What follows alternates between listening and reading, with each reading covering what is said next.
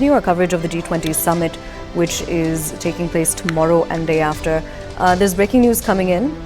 We're learning that Ukraine is on Sunak's mind. Rishi Sunak, UK PM.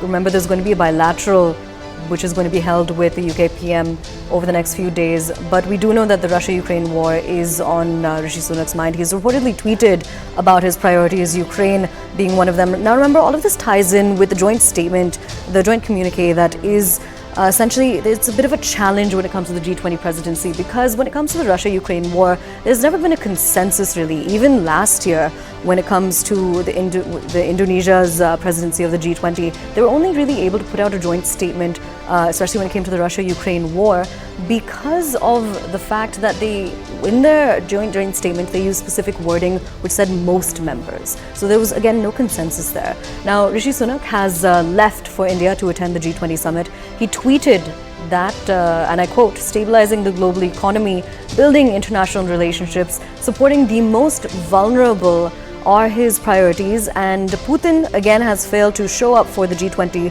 but we will show up with support for Ukraine." We are crossing over to CNN News 18's Foreign Affairs correspondent, Abhishek Jha, for more on this. Abhishek, again, a tweet from Rishi Sunak. He's talking about how Ukraine is one of the main priorities when it comes to the G20. Of course, Aisha, closer to the G20, these statements are only going to create divide. That was much speculated before the G20 could start, that there is a growing divide between G7 and Russia, China.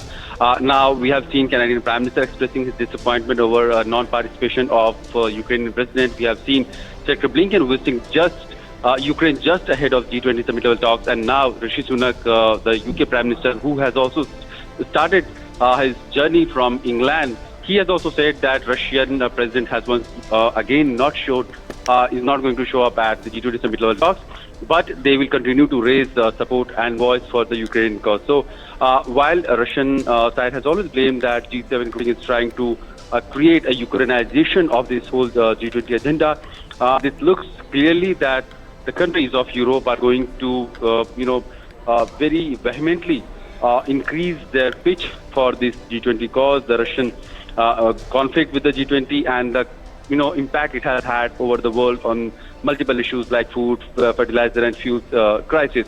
So, with the closing with nearing of G20, such divide is something that Indian presidency will have to be worried about, because with such divide, the joint communique, which has been still not finalized because the Sherpas are continuing to their meeting over several issues, that will have a little difficulty to process as a consensus document.